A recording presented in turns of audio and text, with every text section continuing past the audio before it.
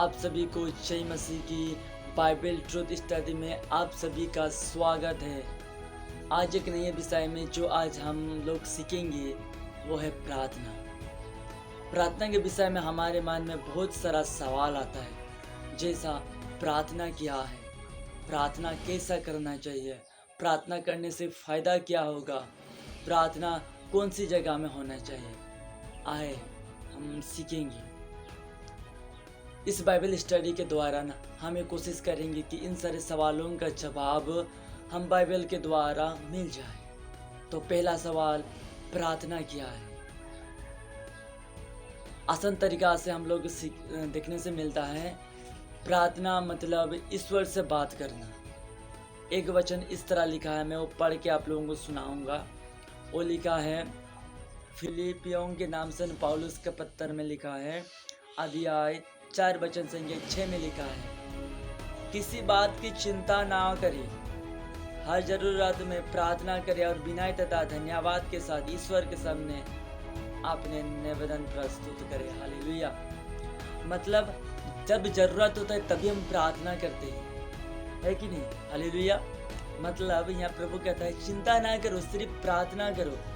प्रार्थना करो बोल रहे हैं, किसी बात की चिंता ना करना है, हर जरूरत में प्रार्थना करना है और विनय तथा अनुनय विनय, जैसे प्रभु ने अनुनय विनय किया, धन्यवाद देना है उसके लिए और निवेदन को प्रस्तुत करते बोलते हैं, निवेदन बोलते हैं प्रभु के सामने, प्रभु तू मुझे चंगा कर, प्रभु मुझे ये चाहिए, प्रभु आपके साथ चलना है। मतलब अनुनय विनय कर रहे हैं। हालेलुया। मतलब प्रभु के साथ बात कर रहे हैं। प्रभु कहते हैं जो ईश्वर के साथ बात करते हैं वही प्रार्थना है। जो निवेदन प्रस्तुत करते हैं ईश्वर से प्रार्थना करता है और ईश्वर उसके साथ बात करता है। हालेलुया। मतलब प्रार्थना मतलब ईश्वर से बात करना। प्रार्थना मतलब क्या है? ईश्वर से बात करना। हालेलुया। और प्रार्थना कौन सी जगह में होना चाहिए हम देखेंगे। जैसे प्रार्थना करने का कौन सी जगह होना चाहिए और क्यों होना चाहिए। हालेलुया। हालेलुया। हम देखे थे प्रार्थना करने का कौन सी जगह होना चाहिए और क्यों होना चाहिए। हालेलुया। देखो, प्रार्थना करने की जगह साइलेंस होना चाहिए।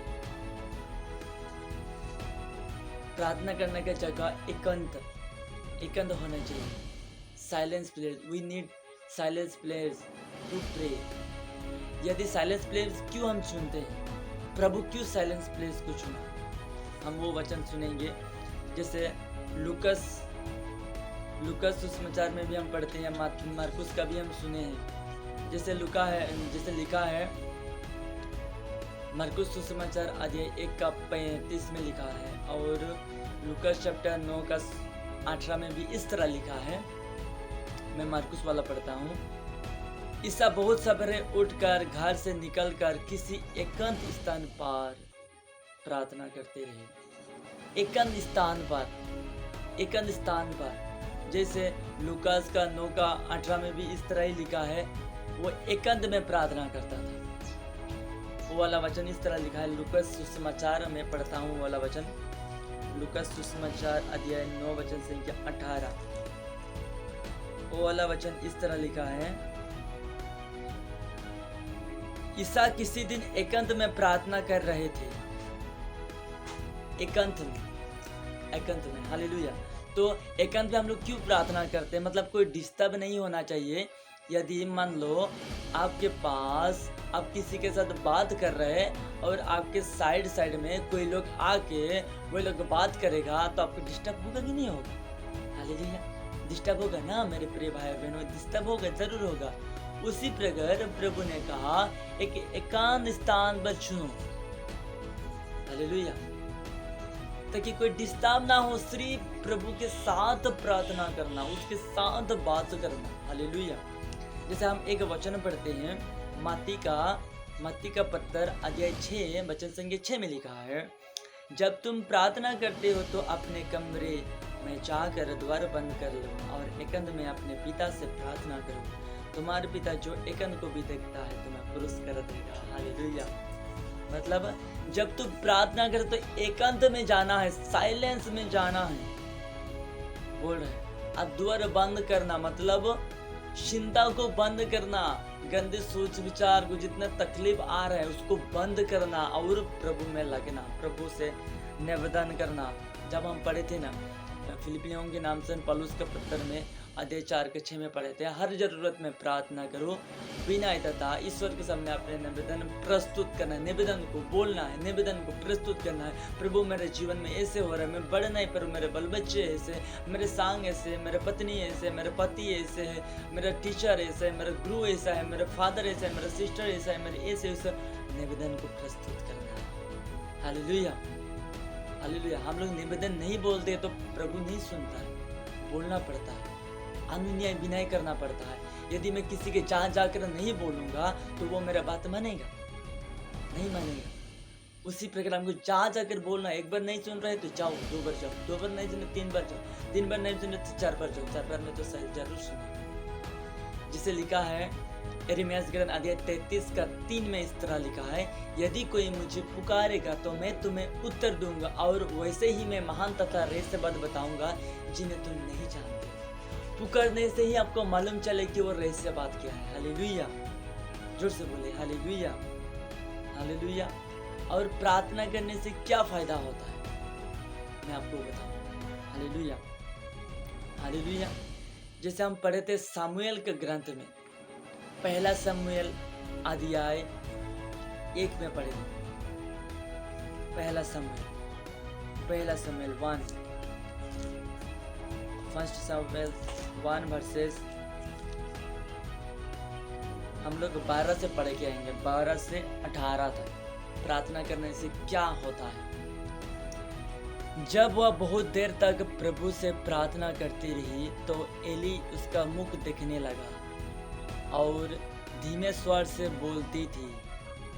उसके ओंठों तो हिल रहे थे किंतु उसकी आवाज़ नहीं सुनाई दे रही थी, इसलिए एली ने लगा कि वह नशा में है। उसने मुझसे कहा, कब तक नशे में रहोगी, जाओ और नशा उतरने दो। हन्ना ने या उत्तर दिया, महोदय ऐसे बात नहीं है, ऐसे बात नहीं है। क्या बोला? ऐसे बात नहीं है महोदय, ऐसे बात नहीं है। मैं बहुत अधिक दुखी में हूँ। मैंने ना तो अंगूरी पी और ना कोई दूसरी नशीला चीज। मैं प्रभु के पास अपना हृदय खोल रही थी, अपना दासी को बचलन ना समझे। मैं दुख और शोक से व्याकुल होकर इतनी देर तक प्रार्थना करती रही। एली ने उससे कहा, शांति ग्रहण कर जाओ, इस्राएल का प्रभु तुम्हारे प्रार्थना स्वीकार करे। इस पर हन्ना या उत्तर देकर चली गई। उसका कृपा दृष्टि आपकी दासी पर बनी रहे। उसने भोजन किया और उसकी उदासी दूर हो गई। हालेलुया। मतलब हम जब प्रार्थना करते हैं, यहाँ क्या बोला, उसका उदास दूर हो गया। जब एलिसा ने देखा तो वो क्या बोला हन्ना को, वो रो रो कर प्रार्थना कर रहा था, रो रो कर प्रार्थना कर रहा था, अनुन्याय विनय कर रहा था। तब एली ने देखा तब क्या बोला, वो नशे में है, धीमी आवाज में प्रार्थना कर रहा है, उस भवन में प्रार्थना कर रहा है। तो क्या हुआ, एली ने क्या बोला, ये नशे में है। हन्ना ने बोला, मैं नशा में नहीं हूँ, बल्कि मैं प्रभु से अनुन्याय विनय कर रहा हूँ कि वो मेरे प्रार्थना को स्वीकार करे। और वो क्या था, वंश थी। हालेलुया। जब उसको सांत्वना मिला तो उसकी क्या हो गया। हालेलुया। जब उसको सांत्वना मिला तो उसका उदास भी दूर हो गया। तो प्रार्थना करने से एक सोच आता है कि उदास दूर होता है, आपको शंगा मिलता है, आप जो सोचते हो पूरा होता है। हालेलुया। प्रॉफिट, प्रार्थना करने से उसके रहस्य को मिलता है, प्रार्थना करने से चंगा मिलता है, प्रार्थना करने से सब कुछ होता है। वचन लेकर प्रार्थना करते तो सब कुछ बोल रहे ना, हर जरूरत में प्रार्थना करो। जब जरूरत होता है तभी हम प्रार्थना करते हैं। हालेलुया। तो प्रार्थना करना जरूरत है। और एक हम पढ़ते हैं, वो वाला वचन इस तरह लिखा है, थिस्सलुनीकियों के पत्र अध्याय 5 का 16 में इस तरह लिखा है। वो वाला वचन इस तरह लिखा, मैं आपको पढ़ के सुनाना चाहता हूँ। थेसलोनियों के ना, थेसलोनियों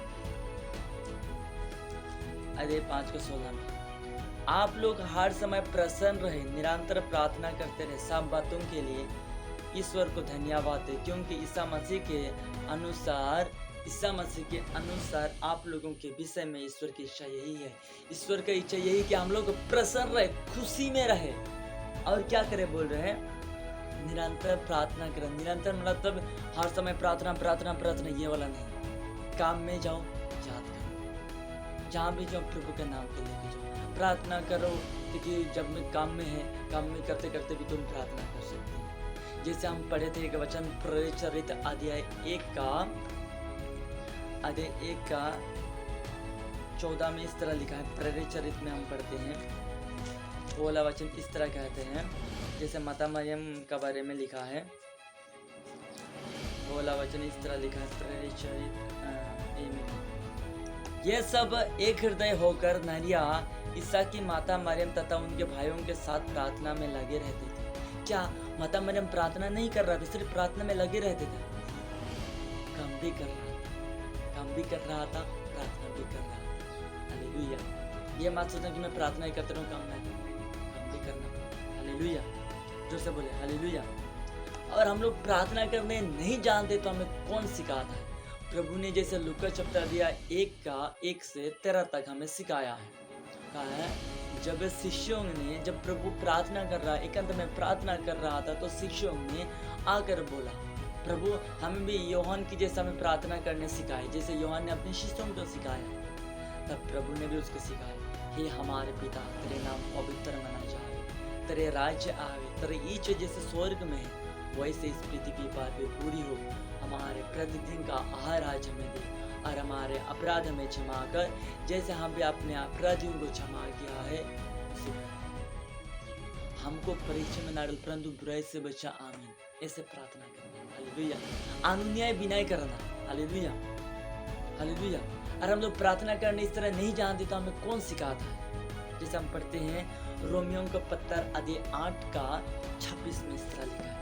देखो, रोमियो का पत्र, रोमन चैप्टर 8, रोमन चैप्टर 8 यहाँ पे लिखा है, रोमन चैप्टर 8 के 26 में लिखा है,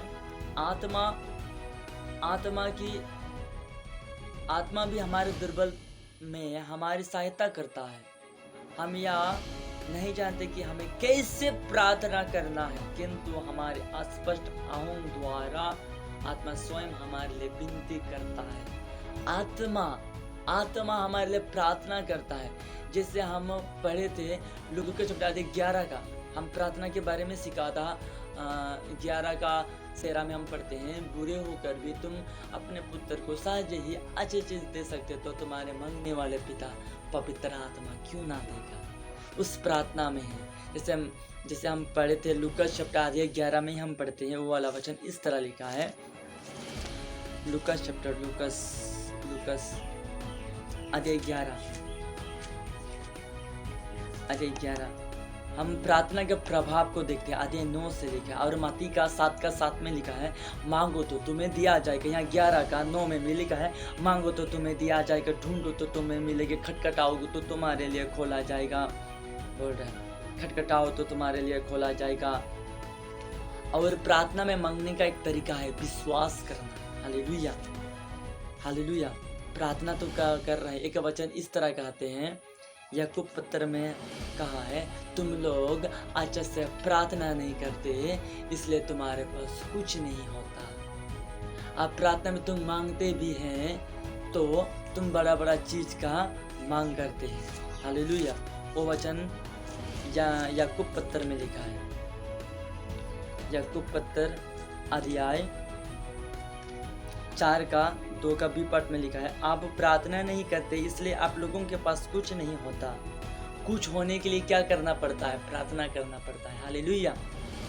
आप मांगते भी हैं, जब आप मांगते भी हैं तो इसलिए नहीं पाते कि अच्छी तरह प्रार्थना नहीं करते। आप अपने वासनाओं की तृप्ति के लिए धन की प्रार्थना करते हैं। धन की प्रार्थना मतलब मुझे ऐस आराम चाहिए, मुझे पैसा दो, मुझे बल दो, मुझे बच्चे दो, मुझको पति दो, पत्नी दो, गर्लफ्रेंड दो, बॉयफ्रेंड दो, संसार में चीज़ में वही रहती है। हालेलुया। लेकिन प्रभु कहता है नहीं। प्रभु कैसे प्रार्थना किया? जैसे लिखा है लूकस 5:6 लिखा है, उन दिन ईसा प्रार्थना कर रहे थे और वो पहाड़ पर चढ़े और वे रात भर ईश्वर की प्रार्थना में लीन रहा। दिन होने पर उन्होंने अपने शिष्यों के पास बुलाकर उनमें से 12 को बुला और उनमें से 12 को चुनकर उनका नाम प्रेरित रखा। चुनने से पहले भी प्रभु प्रार्थना किया, किसी को चंगा करने से पहले भी प्रार्थना किया, चला चुनने के बाद भी वो प्रार्थना किया। Hallelujah, hallelujah. आपको समझना है प्रार्थना क्यों जरूरी है। हम लोग प्रभु से प्रार्थना कॉल के द्वारा नहीं कर सकते हैं, चिट्ठी के द्वारा हम बातचीत नहीं कर सकते हैं। हालेलुया। हम लोग ईमेल के द्वारा, लेटर के द्वारा बातचीत नहीं कर सकते, बल्कि हम लोग किससे हम लोग प्रार्थना कर सकते हैं? प्रार्थना कर सकते हैं, प्रभु का नाम ले रहे हैं, प्रभु से हम निवेदन कर रहे हैं, वही प्रार्थना। हालेलुया। प्रार्थना मतलब रिश्ता, हम प्रभु में विश्वास कर रहे हैं, मतलब ईश्वर से कनेक्शन रखते हैं, रिश्ता रख रहे हैं। हालेलुया। ईश्वर से हम लोग क्या कर रहे हैं? रिश्ता रख रहे हैं, रिश्ता। Hallelujah, hallelujah. प्रार्थना, और हमारी प्रार्थना पहुँचवाए होती है। गीत भी है, स्तुति आराधना उपजाती है, आशीष लेकर नीचे आती है। प्रार्थना कर रहे हैं तो हमारी प्रार्थना क्या लेकर आ रहे हैं? आशीष लेके आ रहे, उत्तर लेके आ रहे हैं। प्रभु कहते हैं यदि कोई मुझे पुकारेगा तो मैं उत्तर दूंगा।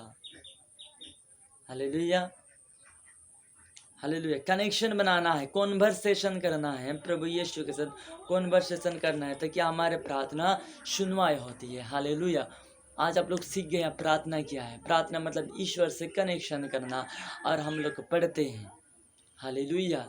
सबों को धन्यवाद करता हूँ इस बाइबल स्टडी में आप लोग साथ दिए। जितने लोग देखा, चैनल को सब्सक्राइब करना, ताकि मैं आने वाला वीडियो में जब भी मैं डालूँ तो आपको पहले नोटिफिकेशन मिले। धन्यवाद। जय यीशु, प्रेज द लॉर्ड, आमीन।